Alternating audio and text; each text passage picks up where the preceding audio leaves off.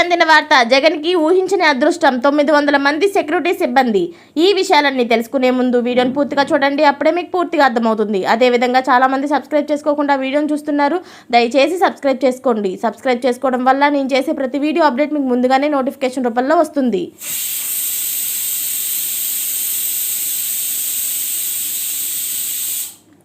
అదేవిధంగా లైక్ చేయడం మర్చిపోతున్నారు, దయచేసి లైక్ చేయండి. లైక్ చేయడం వల్ల ఇటువంటి ఇంపార్టెంట్ ఇన్ఫర్మేషన్ చాలామందికి రీచ్ చేసిన వాళ్ళు అవుతాం. ఇక లేట్ చేయకుండా వీడియోలోకి వెళ్ళిపోదాం.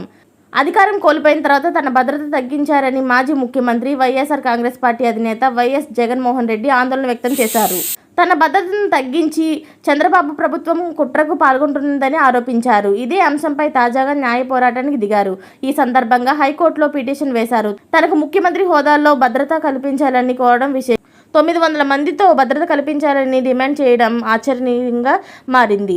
అయితే నాకు భద్రత పునరుద్ధరించాలి, జూన్ 3వ తేదీ నాటికి 900 మందితో ఉన్న భద్రతను పునరుద్ధరించాలి అంటూ మాజీ సీఎం జగన్మోహన్ రెడ్డి హైకోర్టును ఆశ్రయించారు. ఈ మేరకు రాష్ట్ర ప్రభుత్వానికి ఆదేశాలు ఇవ్వాలని పిటిషన్ దాఖలు చేశారు. అయితే భద్రత తగ్గించారనే వాదనలను ఏపీ పోలీసుల శాఖ అలాగే ప్రభుత్వ వర్గాలు కొట్టివేశారు. నిబంధనల మేరకు జగన్కు భద్రత కేటాయించామని ప్రభుత్వ వర్గాలు స్పష్టం చేశాయి. జగన్కు Z+ భద్రత కొనసాగుతుందని అధికారులు తేల్చి చెప్పారు. ఇలాంటి లేటెస్ట్ అప్డేట్స్ అన్ని మీరు ముందుగానే పొందాలి అనుకుంటే ఛానల్ని సబ్స్క్రైబ్ చేసుకోండి. అలాగే పక్కనే ఉన్న గంట సింబల్ని క్లిక్ చేయడం మర్చిపోకండి. Thanks for watching friends.